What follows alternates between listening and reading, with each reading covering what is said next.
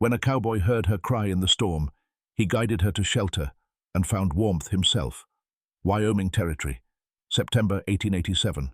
Just before the first snow, lightning split the sky over the Wind River Range, thunder shaking the earth like it had bones to rattle. Ethan Caldwell pulled his duster tighter around his shoulders and kicked his gelding, urging the horse through sheets of rain. He should have stayed at the cabin when the clouds rolled over the peaks that morning, but the cattle had scattered in the night, and he could not stomach the thought of leaving them to wolves or worse.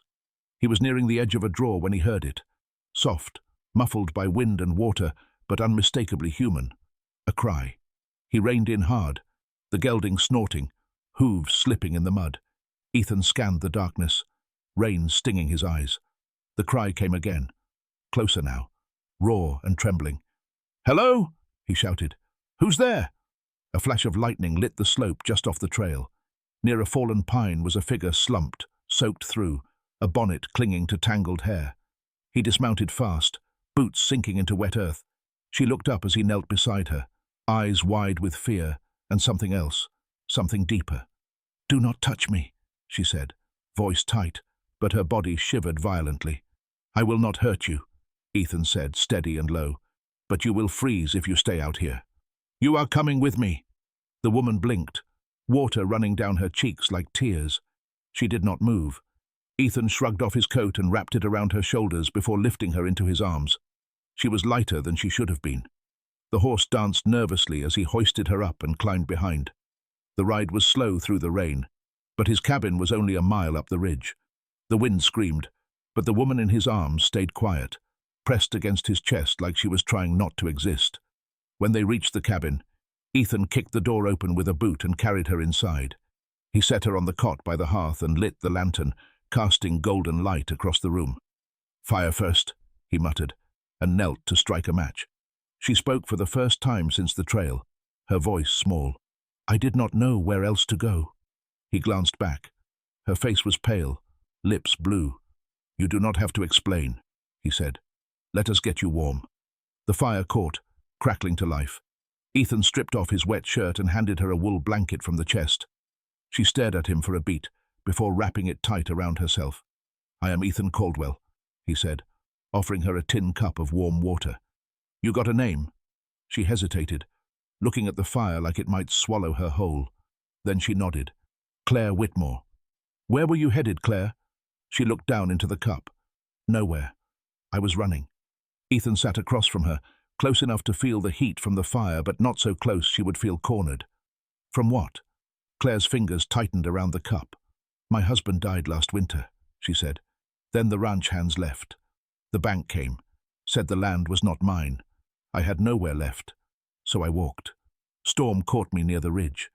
He studied her face. She had high cheekbones, dirt smudged along her jaw, but something fine beneath it all. There were lines of sadness around her mouth that did not belong to someone so young. "You said was," he said. "Means you are alone now." Claire nodded. "I have no one." Ethan leaned back, heart pulling in a way he did not expect. "You do now." Her eyes lifted. "Why would you say that?" "Because I am not the kind who leaves someone crying in the mud." She looked down again, but this time her lip trembled. "I was not crying for help," she whispered. "I was just crying." Ethan did not answer. He just stood, moved to the stove and started heating a skillet. "You hungry?" She nodded. He cooked beans and cornbread, and they ate in the quiet, the storm still howling outside. Afterward, Claire sat by the fire, curled in his coat, staring into the flames. Ethan fixed up a pallet across the room for himself. The cabin was small, but he kept enough space to make her feel safe. Banked the fire and lay down, arms behind his head. She spoke into the silence. "Why are you up here alone?" He answered without opening his eyes. "Used to be a ranch foreman near Laram. Lost my wife in childbirth 3 winters back. Could not face the town after that, so I came here." The wind howled again, but inside the cabin it was warm now, still. Claire's voice came softer. "I'm sorry." He nodded once. "Me too." She was quiet a long time. He thought she had drifted off, but then he heard her whisper so low he almost missed it. "Thank you for stopping." Ethan opened his eyes, watching the shadows dance across the ceiling. "I heard you cry," he said. "That is all." But it was more than that. He had not felt anything in years until now, and she had not trusted anyone in longer. Outside, the storm began to pass, thunder trailing off into distant rumbles. Inside, something new began to settle between them. Quiet, unspoken, but there, warm. By morning, the storm had drained itself into the earth, leaving behind a pale, brittle silence. Mist clung low across the ridge, softening the world into greys and silvers. Ethan stepped outside early, the door creaking behind him, and crouched near the woodpile, stacking logs into the crook of one arm. His hands moved slow, not from fatigue but from something quieter, a need to keep his thoughts still. Inside, Claire stood barefoot near the stove, her hair dry now but uncombed, a braid half-started and already falling loose. She hadn't asked for anything, but she'd stirred the embers back to life and warmed the skillet. The scent of bacon drifted through the room. He brought in the wood. "You didn't have to do that," he said, setting the stack by the hearth. "I know," she replied without looking up. "But I used your blanket. Seemed fair." Ethan poured water into the basin and washed his hands. "You always settle debts that fast?" "I try," she said, flipping the bacon once. "But I've got more owing than I can ever pay off." He leaned against the wall, arms crossed loosely. She worked with practiced movements, but her shoulders stayed tight, like she was waiting for something to snap. "You planning to keep running?" Claire turned, lifting the skillet and scraping the contents onto 2 tin plates. "There's nowhere left to run." He took a plate and sat near the window. "That's not the same thing as wanting to stay." She sat across from him. Her fingers were thin, knuckles raw at the edges. She stared out at the fog. "I don't know what I want," she said. "I only know what I don't." Ethan nodded once. "Sometimes that's the place to start." They ate in silence, forks scraping softly. Her eyes drifted to the saddlebag she'd placed near the door the night before. It sagged with weight, worn at the seams. "What's in it?" he asked. She hesitated. "Ledger books. My husband kept records. He believed in order. Thought it would protect us." "Did it?" "No." Ethan picked up his coffee and drank slow. "You keep them because they matter, or because you don't know what to do without them." Claire's fingers tightened around her fork. "Somebody should remember," he tried. He let that settle. "Then keep them." After they cleared the plates, she stepped onto the porch, arms folded across her middle. The mist was lifting, revealing the low sweep of grassland and the distant dark line of trees. Ethan joined her, pulling a dry shirt over his head. "I've got fences down," he said, watching the horizon. "Cattle scattered some. I can help." Ethan looked at her. "I know how," she added. "We had hands, but when they left it was just me." He nodded. "You ride?" "Not pretty," she said, "but I stay on." They saddled up 2 horses, his gelding and the smaller roan he kept for hauling supplies. She mounted without asking for help, her skirt hitched above the ankles, boots worn but sturdy. They rode side by side through the low hills where the frost hadn't yet touched the grass. The air smelled of wet pine and thawed soil. He pointed out a broken rail near the creek bed, and she dismounted before he did, lifting the post with both hands while he steadied the crossbeam. They worked without much talk, the rhythm of it filling the air between them. She didn't flinch from the weight or the mud. When a calf bawled in the distance, she turned toward the sound, eyes narrowing like she already knew what needed doing. By late afternoon, they had 3 rails mended and 3 calves coaxed back through the gate. Ethan watched her brush the hair from her face with the back of her hand. Dirt streaked across her cheek. "You're not afraid of the work," he said. "I was born to it," Claire replied. "Folks think women can't manage land, but we do it all the time, just not always loud enough to be noticed." He gave a soft chuckle. "You're being noticed now." She looked at him, the shadow of something warmer crossing her face. "You don't ask questions like other men." "Maybe I'm not like other men." She didn't answer, but she didn't look away. They rode back as the sun dipped low behind the hills, casting long amber shadows across the grass. At the cabin, she unsaddled her horse without waiting to be told, hung the bridle with care. Inside, she took down her braid and combed it out by the window, her back to him. The fire had been lit again, low and steady. Ethan poured water into the kettle. "You planning to sleep inside again tonight?" Claire didn't turn. "Unless you'd rather I didn't." He stepped closer, but not too close. "I'd rather you did." She turned slowly, eyes meeting his. "Then I will." Outside, the wind picked up again, but it sounded different now.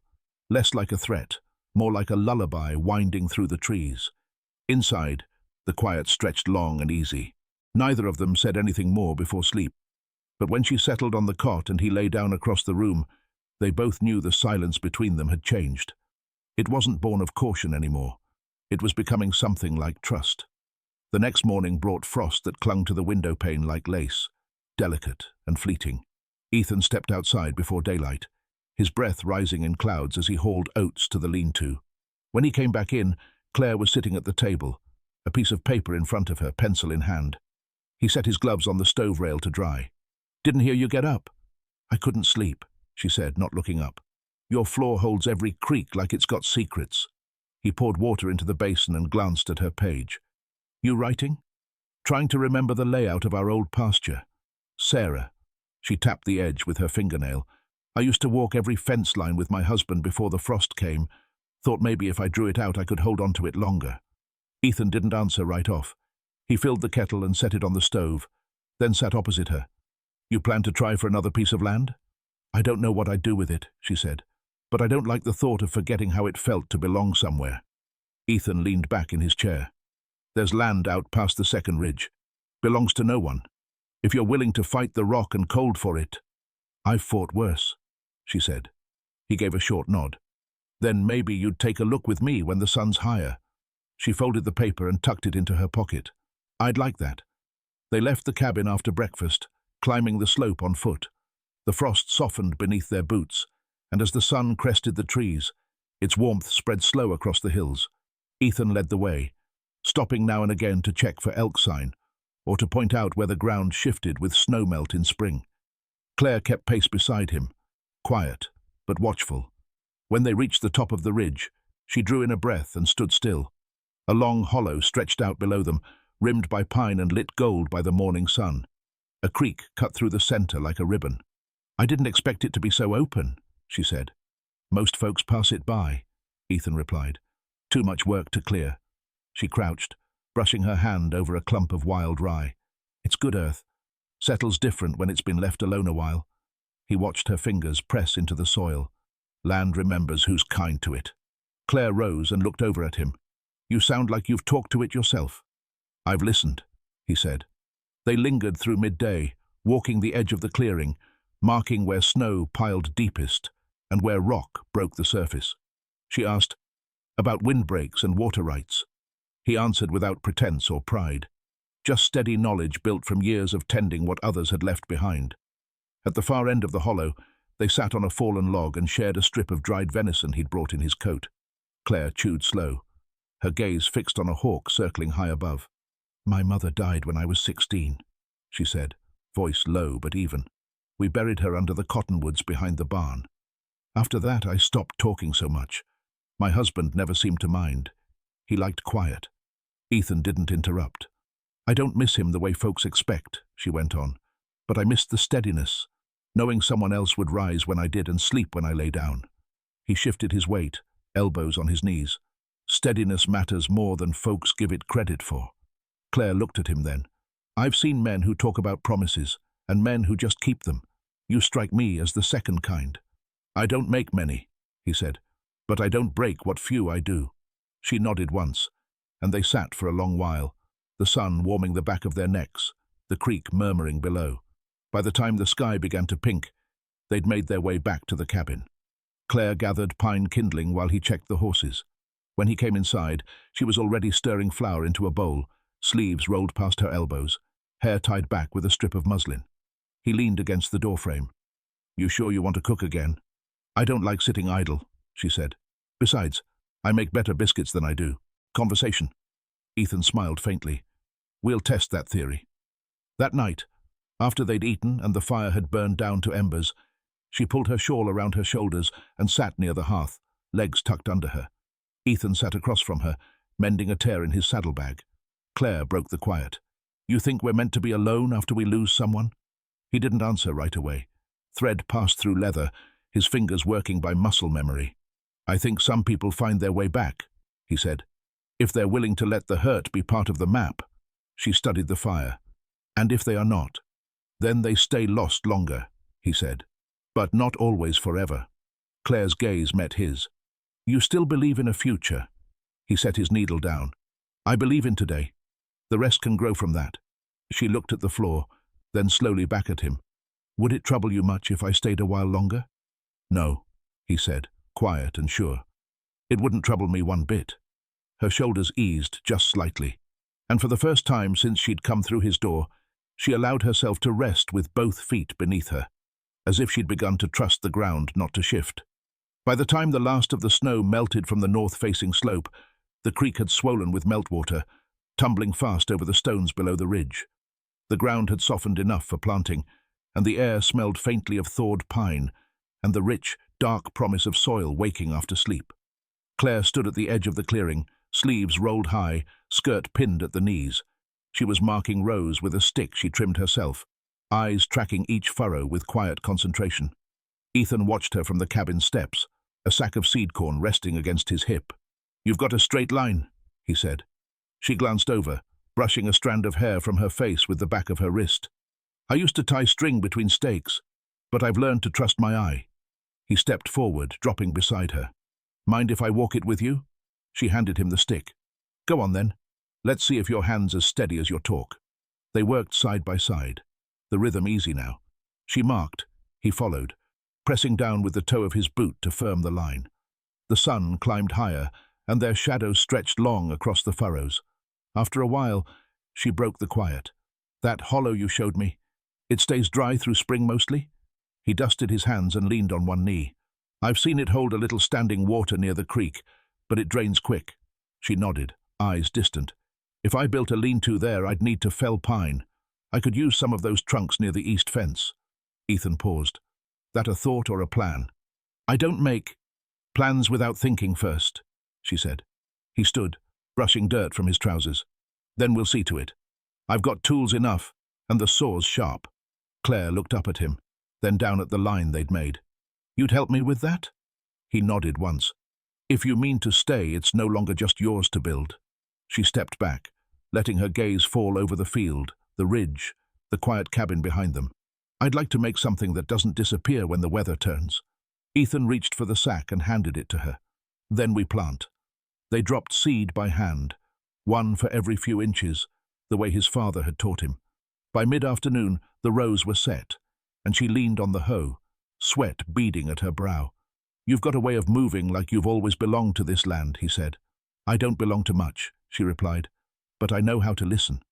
They washed up at the creek, kneeling on the flat stones, the water rushing cold and fast. Claire cupped her hands, letting the current run through them. Ethan sat back on his heels, watching the way her fingers curled. Not delicate, not hesitant, capable. I never asked what you'd have done if I hadn't come along, he said. She let the water fall from her palms. I would have walked till my feet gave out, maybe found a tree to sleep under. You don't talk like someone who gives up easy. I don't, she said, but I was close. The wind rustled the willows behind them. Ethan reached down and pulled a pebble from the stream bed, rubbed it between his thumb and forefinger. You found something steadier than what you had? He asked. Claire turned to him. I think I found someone who hears quiet things.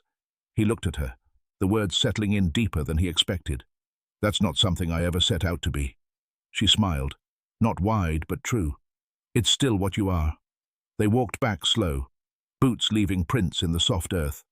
The sun had dipped westward, casting gold through the cottonwoods. Inside, the cabin smelled of ash and warm bread. Claire set a loaf on the table, broke it in half, and handed him a piece. You ever think about what comes next? She asked, not looking at him. I think about what holds. Ethan said, what doesn't wash out with a storm? She nodded. And if something holds, you keep it. I do. She sat across from him, tearing off a small piece of bread. Then, maybe I'll build that lean-to, and maybe I won't leave it behind come winter. Ethan held her gaze. I'd like that. And for the first time since the storm, she didn't seem like someone passing through. She looked like someone returning, not to a place she'd been before, but to something steadier, something hers. The kind of warmth that didn't flicker out when the wind rose. The kind you built with your hands.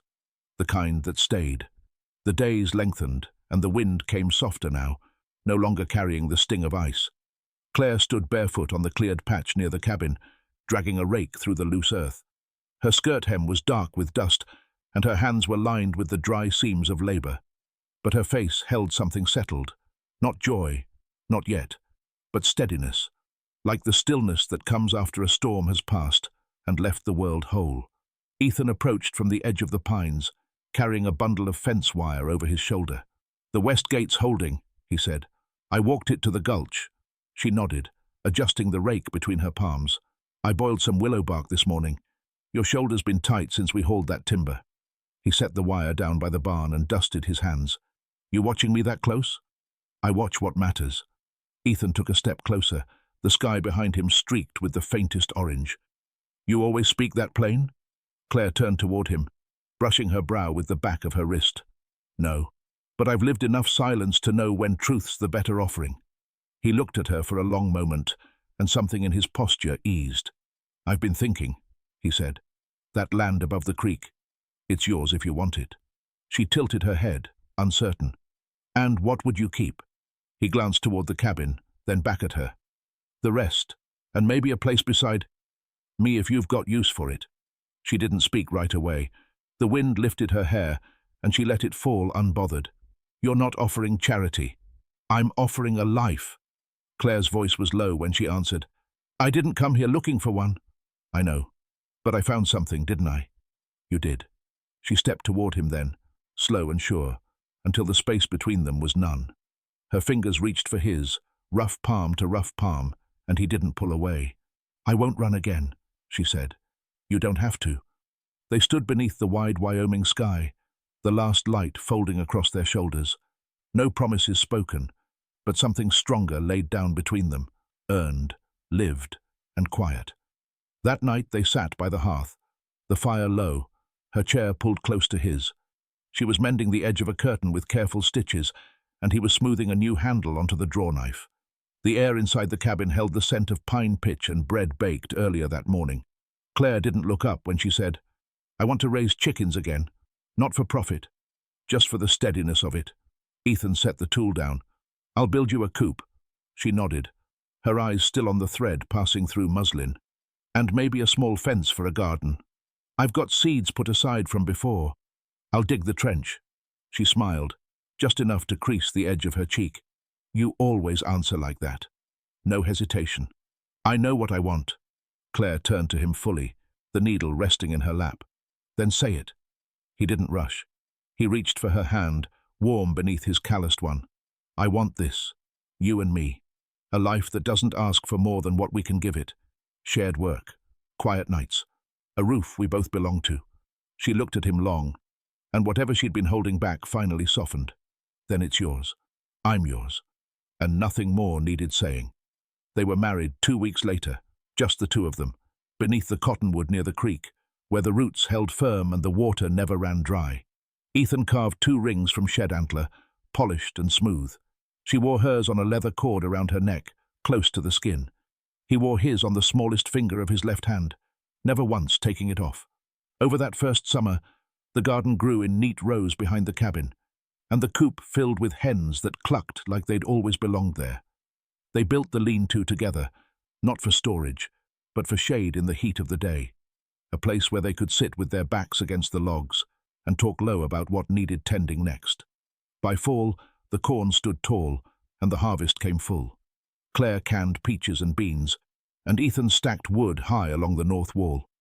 They moved through their days with ease, not needing to fill the silence, not needing to explain why they reached for each other's hands at dusk. When winter came again, it came gentle, not for lack of snow, but because the warmth inside the cabin never faltered. They sat close on the long nights, her head resting against his shoulder, his thumb tracing the curve of her wrist. And though they never spoke the word love as if it needed naming, they lived it. In each shared cup of coffee, each quiet glance across a furrowed field, each night they chose to fall asleep side by side. Their pasts stayed with them, as all pasts do, but no longer sharp, just shapes, softened by time and the steadiness of new days together. They built something neither of them had dared hope for, a home that held through every season, a bond that never once asked for more than what was freely given. And it held, long after the creek froze and thawed again, long after the last fence was mended and the last seed sown. It held because they made it so, with hands worn by work and hearts made soft by trust. And in that quiet corner of Wyoming, where the wind once howled and now only whispered, Ethan and Claire lived out their days in peace, side by side, never once alone again.